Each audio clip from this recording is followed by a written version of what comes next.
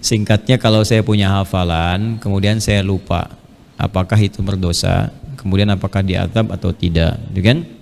Pertanyaannya kenapa lupa? Itu dulu. Kenapa lupa?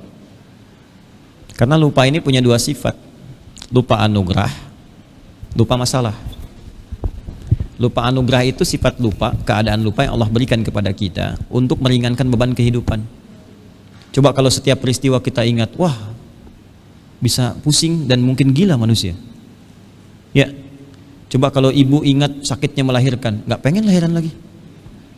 Coba kalau Anda pernah punya persoalan dengan orang dan ingat selalu, nggak bisa tidur, itu lupa anugerah. Ya, jadi diringankan kita supaya tidak banyak beban dalam kehidupan. Tapi ada lupa sebab karena maksiat, karena salah. Salah itu bahasa Arabnya khata. Berbuat salah akhta. Saya berbuat salah akhta'tu. Anda berbuat salah akhta'ta. Kita ini berpotensi berbuat salah akhta'na. Lupa itu bahasa Arabnya nasya. Jadi makanan nasi. Nasya itu lupa. Saya lupa nasi itu. Kamu lupa nasita. Kita lupa nasina. Ada lupa yang karena salah, disatukan di Quran surah kedua ayat 286. Rabbana la tu'akhidna in nasina au akhta'na. Ya Allah, mohon jangan hukum kami ketika kami lupa, ini menyebabkan salah. Dilupanya karena salah.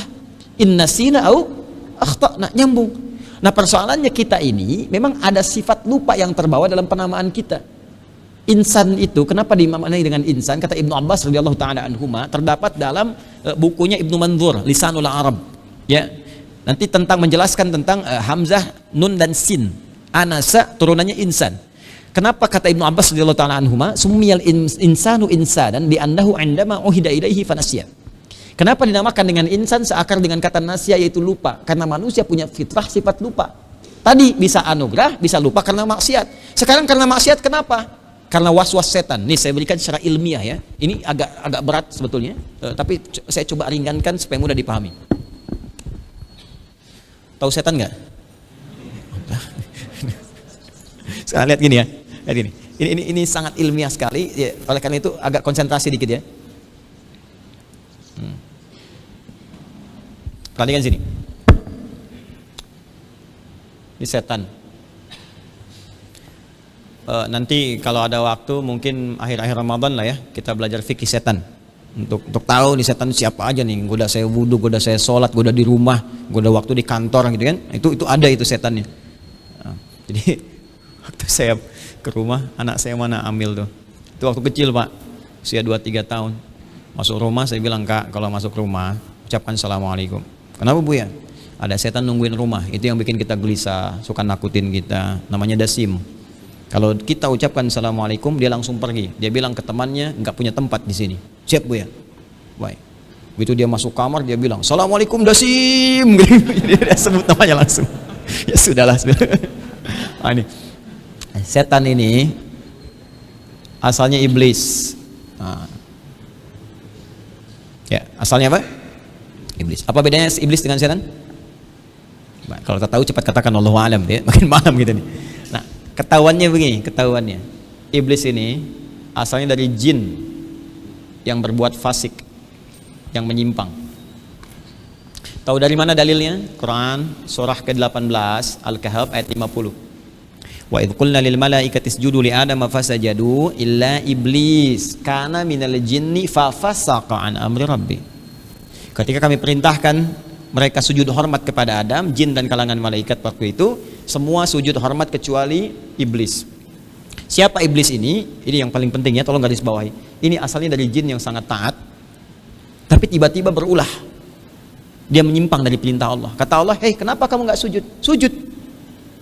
Dia berkata, Quran surah ke-7 ayat 12, ya, Allah menyampaikan, "Ma mana'aka alla tasjuda idz amartu." Ketika saya perintahkan, bukan sujudnya yang penting, ini perintah saya. Jadi ini sekaligus menegaskan pada kita, kalau kita diminta sujud, Allah nggak butuh sholatnya, Allah nggak butuh sujud ruku kita, tapi ini perintah untuk menguji kita taat atau tidak, kita yang butuh. Nah, Allah mengatakan, "Hei, saya ini perintahkan kamu, kenapa nggak sujud?" Dia jawab, "Ana khairum minhu." Saya lebih hebat dibanding dia. "Khalaqtani min narin wa khalaqtahu min tin." Kau ciptakan dia dari tanah, kau ciptakan aku dari api, kau ciptakan dia dari tanah. Nggak layak yang levelnya tinggi, harus hormat kepada yang rendah. Maka dari itulah diliputilah jin yang tadinya taat ini dengan keburukan, menutup pada dirinya, menyimpang dari perintah Allah. Nah, sesuatu yang menutup pada yang baik, ada yang kedua menutup pada yang buruk. Jadi kalau kita ingin menutup sesuatu dengan yang buruk, yang nggak mau tampak pada orang, nggak kelihatan, itu namanya labisa. Labisa. Bendanya disebut libas. Ya, bukan libas, bukan. Pakaian disebut libas bahasa Arabnya. Kenapa disebut libas pakaian ini? Karena menutup aurat kita yang tak ingin tampil keluar. Dianggap buruk kalau terbuka, makanya kita tutup. Tapi sebaliknya, kalau yang baik yang ditutup dengan yang jelek, maka balik ini berubah, ba, lam, sin. Awas, nanti ini ilmunya agak tinggi nih, ya. Di ilmu nanti perubahan setiap huruf yang tertukar di situ, bukan disorof nanti ini ya, di fikih lughah, maka akan memberikan kesan yang berbeda. Nanti yang punya buku ini, yang rajin baca, cari kitab namanya Al-Khasa'is, karangan Ibnu Jini, ya. Bukan Jinni, tapi Jini. Kalau Jinni anak jin, ya. Ibnu Jini, ya. Baik, itu punya kitab Al-Khasa'is 4 jilid. Bagus ini, ya. Nah, ini balasa menutup yang baik dengan yang jelek. Objek yang tertutupnya disebut iblis namanya. Di iblis ini kenapa disebut iblis? Karena saat itu kebaikan-kebaikan dia yang telah ditelun lama itu, ya, dalam kehidupan di sana itu tertutup seketika dengan keburukan. Dan hilang nilai kebaikan itu. Ya, makanya nanti teman-teman sekalian hati-hati ya, hati-hati. Orang-orang yang tadinya baik, tapi kemudian muncul kesombongan dalam dirinya, bermaksiat kepada Allah, maka kebaikannya seolah-olah akan tertutup dalam keburukan-keburukan itu. Makhluk ini disebut iblis karena tadinya baik tertutup dengan keburukan. Jelas? Nah, iblis itu baru untuk dirinya. Persoalannya dia ingin membuktikan diri. Ya Allah, saya benar kok. Saya ini hebat. Saya ingin buktikan kepadamu, berikan saya kesempatan untuk menggoda Adam, menaklukkan Adam. Kalau engkau perkenankan, saya akan goda untuk membuktikan bahwa saya ini memang benar. Inilah luar biasanya nih, iblis ini. Makanya disebut dalam bahasa Yunani diabolis, intelektual yang kebelinger. Ya. Padahal dia tahu Allah itu Maha Rahim. Kalau dia salah kemudian tobat, maka Allah akan terima tobatnya. Tapi diberi jalan malah nggak mau tobat. Akhirnya diusir oleh Allah, keluar kamu dari sini. Boleh ya Allah, tapi boleh nggak aku buktikan bahwa aku ini lebih hebat? Silahkan. Maka Adam ditempatkan ke surga, dilatih sebelum turun ke bumi, Al-Baqarah ayat 35. Maka iblis diberi kesempatan, silahkan buktikan, tapi aku pun akan lindungi Adam, ya, dengan perlindungan, petunjuk-petunjuk dan sebagainya. Ketika dia mulai menggoda Adam, maka berubah namanya dari iblis menjadi setan. Al-Baqarah ayat 36, fa'azallahumas syaitan. 3-4-nya masih iblis, begitu menggoda Adam, syaitan. Ya, apa itu setan? Dari kata syaitan. Syaitan dari kata satona, syatona, yang artinya sesuatu yang menjauhkan dari kebaikan. Ya, sesuatu yang menjauhkan dari rahmat Allah Subhanahu wa taala. Jadi setan itu sebetulnya asalnya bukan makhluk tapi sifat yang melekat pada makhluk. Karena itu setiap yang menjauhkan dari Allah itu bisa masuk kategori setan. Ya, alladzi yuwaswisu fi minal jinnati annas. Manusia bisa masuk. Pak, mamah nanti mau tahajud dulu ya, Pak ya. Insyaallah mudah-mudahan berkah. Nggak boleh mah, temani papa nih nonton final Liga Champion. Wah, papa menghambat sholat tahajud. Berarti saat itu papa sedang menjadi, bukan saya yang bilang, Anda yang bilang nih, sedang menjadi terpengaruh. Ada sifat di situ melekat. Ini syaitan. Nah, begitu kemudian diturunkan Adam ke bumi, nah ini imam kita tadi bacakan, dia bersumpah kepada Allah minta diberi kesempatan. Ya Allah, beri saya kesempatan. Maka muncullah Quran surah An-Nisa itu. Ya. An-Nisa dari ayat yang 118 sampai ke bawahnya. Ya Allah, beri saya kesempatan menggoda anak cucu Adam. La'anahullah wa qala la'attakhidanna min ibadika nasiban mafruḍa. Ini yang mau saya sampaikan kepada Anda. Maka dia berjanji kepada Allah, ya Allah, beri saya kesempatan menggoda anak cucu Adam. Saya akan goda dia, memalingkan dia dari ketaatan kepadamu. Saya akan sesatkan dia, wala udhillannahum wala umanniyannahum. Saya akan bikin angan-angan. Saya akan turunkan dia menjauh darimu. Nah, cara setan kemudian menggoda kita, dia akan masuk kepada bagian dalam jiwa kita. Ini yang mau saya rumuskan. Ini yang saya bilang dalam tadi. Lihat sini. Jadi manusia itu dalam dirinya ada sumber kehidupan, roh. Saat masuk ke dalam jiwa, maka roh saat masuk ke dalam tubuh, roh ini namanya berubah menjadi nafas. Nafas. Fokus ya. Ini agak dalam. Nafas. Roh menyatu ke dalam fisik tubuh kita, ada sumber kehidupan, maka berubah roh namanya jadi apa? Nafas. Diserap ke dalam bahasa Indonesia bisa bernafas, tanda-tanda kehidupan. Nafas ini di dalamnya ada dua unsur. Satu unsur kebaikan disebut takwa namanya. Dua, lawan dari takwa, fujur namanya. Fujur. Ini unsur positif, ini unsur negatif. Seperti proton dan neutron. Ya. Dalilnya mana? Quran surah ke-91 ayat 7 sampai 10. Wa nafsin wa ma sawaha fa alhamaha fujuraha wa taqwaha. Takwa ini adalah nilai-nilai kebaikan. Dorongan-dorongan pada kebaikan. Ya. Karena itu malaikat kenapa selalu baik? Karena diciptakan dengan materi takwa. Baik terus. Maka di sini terkumpul semua sifat jujur, tawadu, rendah hati, sabar, di sini semua. Nah, ini lawan dari sini. Kalau di sini ada jujur, di sini ada dusta. Di sini ada rendah hati, di sini ada sombong. Di sini ada sabar, di sini ada marah yang tidak terkendali.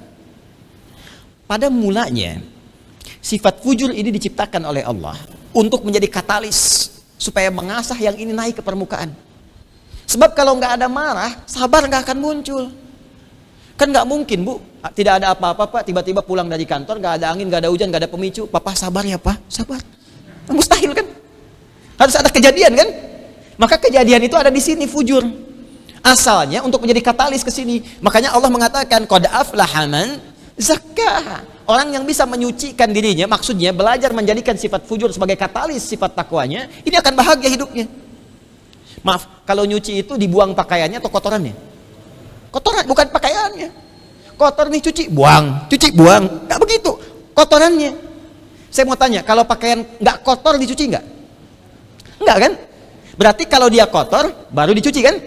Dicuci itu supaya bersih atau tidak? Bersih kan? Berarti bersih itu bisa muncul karena ada kotoran kan? Di kotoran itu diciptakan bukan untuk menjadikan diri kita kotor. Pada asalnya untuk mengetahui bersihnya. Sebab kalau nggak ada kotornya, di mana tahu bersihnya? Makanya fujur diciptakan bukan ingin menjadikan kita bermasalah, bukan. Tapi ingin melatih yang baik ini muncul. Itulah indahnya bahasa Al-Quran. Bahagia orang yang menyucikannya. Ya, cuci nih. Bukan jiwanya, cuci ini. Ini jadikan katalis nih. Jauhkan dari yang jelek-jeleknya, naikkan yang baiknya ini. Nah, persoalannya adalah nggak mudah mempraktekkan ini karena saat yang bersamaan setan datang mengatakan kepada Allah, ya, la attakhidanna min ibadika nasiban mafruda. Ya Allah, berikan aku kesempatan menggoda yang ini yang fujur. Menggoda yang fujur. Jadi ini yang sering didorong oleh setan. Sehingga antara takwa dengan fujur itu selalu berkompetisi. Terus, ya, ini tatkala adzan berkumandang Allahu Akbar, kata takwa cepat, siap-siap sudah adzan. Ya, kata setan naikkan ke sini, tenang, baru adzan, belum qomat. Pernah merasakan itu? Ada. Kita baru bangun tidur aja, udah berkompetisi, udah bertarung di pikiran kita. Ini mau langsung bangun atau sahur? Mau matiin alarm atau tahajud, ya kan? Ah, ini dua ini. Setan berperan di fujur, malaikat berperan di takwa. Karena itu malaikat disebutkan dalam Al-Quran 88 kali, setan disebutkan 88 kali. Ya. Ini fujur, takwa tempatnya di nafas. Nafas tempatnya di kolbu. Kolbu itu sesuatu yang bergolak, karena perasaan kita nggak pernah tentram, karena ada pergolakan ini. Kolbu tempatnya di sodrun. Di sini. Jamaknya sudurun. Ya, jamaknya apa? Sudurun. Karena itu dalam sholat kita memegang ini, begini. Kenapa kita pegang sebagai gambaran? Kendalikan hati kita. Kendalikan jiwa kita. Agar tidak terkena was-was setan sehingga keluar perilaku buruk dari dalam kita. Nah, setan ini saking dahsyatnya, dia tidak langsung menggoda ke sini. Dia langsung masuk dari sodrunnya ke kolbunya, langsung ke nafasnya. Jadi walaupun keluar dari sini masuk kolbu, dia goda lagi. Masuk keluar dari kolbu ke sodrun, dia goda lagi. Karena itu di Quran redaksinya alladzi yuwaswisu fi sudurin nas. Supaya keluar. Kalau keluar dari sini fujur, maka diperintahkan kemudian untuk merambat ke seluruh bagian tubuh kita. Marah, perintah dari sini marah. Mata melotot, tangan mukul, kaki nendang. Itu ini yang berperan. Ketika keluar disebut dengan su namanya. Karena lewat nafas itu tadinya netral. Tapi karena yang keluar perbuatannya buruk, su, maka disatukan nafas dengan su disebut dengan nafsu. Quran surah ke-12 ayat 53. Ya, wa ma ubarri'un nafsi innan nafsa la'ammaratun bis su illa man rahima rabbi. Keluarlah maksiat di sini. Kamu rajin lihat yang ini, begitu lihat WhatsApp tiba-tiba ada iklan yang jelek, lihat maksiat, salah lihat. Ketagihan, malah nonton. Dengar yang tidak baik terus. Kalau ini naik yang fujurnya negatif, maka yang positifnya akan turun. Jadi kalau ini negatif, fujur, nafsu, takwa di sini, kalau ini kita tingkatkan maka ini yang turun. Tapi kalau ini dinaikkan ke atas maka ini yang turun. Ini naik ke atas dengan maksiat. Maksiat itu salah. Persamaan salah dalam Al-Quran itu temannya lupa. Makanya ketika ada orang menuruti perintah setan untuk bermaksiat, akhto'a dia, maka nasiyah akan muncul untuk menurunkan derajat takwa. Ini yang menjadikan Quran kita menjadi kemudian menurun bahkan hilang ketika berbuat maksiat. Saya tuh waktu ikut daurah di Jogja dari kurikulum Madinah tahun 2002, itu ada teman cerita, Bapak Ibu sekalian, dia tuh hafal hadis banyak sekali, ribuan hadis. Diajak sama kawannya nonton ke bioskop, entah apa yang ditonton, keluar situ lupa semua. Ya, maka kalau ada lupanya ini karena maksiat, ya, segera istighfar kepada Allah Subhanahu wa taala. Dan kalau masih ada kesadaran dalam diri kita untuk mengingat, cepat balik untuk mengingat. Itu tanda sayang dari Allah. Nah, ada yang karena lalai ini dikecam oleh Nabi. Dikecam. Nabi tidak menyukai orang-orang yang hafal Quran dan membiarkan Qurannya sampai hilang. Lalai. Apa karena lalainya? Dua. Satu, kurang murajaah untuk penghafal, kurang mengulang. Makanya penghafal Quran harus mengulang, ulang supaya Qurannya menjadi bagian dari hidupnya dan dapat meringankan hisab dia ketika kembali kepada Allah. Ada Qurannya. Jangankan saat di akhirat, di alam kubur, kalau Quran menjaga kita, hadir dalam jiwa kita, itu riwayat-riwayat menyampaikan jasadnya tidak akan dimakan tanah. Dilindungi oleh Allah Subhanahu wa taala. Di Palu waktu ada banjir bandang terus gempa itu Masya Allah, semoga Allah muliakan dia. Itu saya banyak melihat, karena ada murid saya, adik kelas saya juga itu punya pesantren Quran. Kisahnya banyak sekali. Dan di antara kisah itu ada yang terkena sampai gulungan, ya, banjir itu bandang ditemukan. Demi Allah saya katakan, tidak terbuka sedikit pun auratnya. Penghafal Quran, perempuan, hafizah. Ya, dan yang paling lirih itu saat dia terkena itu himpitan, dia pegang mushaf. Ya, pegang mushaf. Dia selamatkan mushafnya itu. Dan dia minta adik kelasnya didahulukan untuk diambil. Tolong dahulukan dia gitu kan. Masya Allah, ketika akan diselamatkan dia meninggal. Itu kecintaan yang sangat luar biasa. Ada yang di kamar mandi ketika gempa dia pakai ini dulu, pakai bajunya sempurnakan dulu, terus kena dalam keadaan dia ajal itu sudah tiba kapanpun, tapi dia wafat dalam keadaan yang sangat sempurna terjaga. Nah, itulah penjagaan Al-Quran. Kenapa Nabi nggak suka kalau ada orang melupakan? Karena khawatir dia kehilangan penjagaan dari Quran. Itu asalnya. Ya, karena itu kalau kurang murajaah, cepat murajaah. Kalau maksiat, taubat. Sehingga kita keluar dari apa yang dikhawatirkan bahkan tidak disukai oleh Nabi SAW. Kalau dia sengaja melupakan bahkan meninggalkan Qurannya, maka disitulah hukuman Allah akan muncul. Pertama, didahulukan di dunia untuk mengingatkan. Kalau dia nggak mau tobat di akhirat nanti akan jadi hujjah. Makanya ada hadis Nabi mengatakan Al-Qur'anu ya hujjatun laka au hujjatun alaika. Jelas.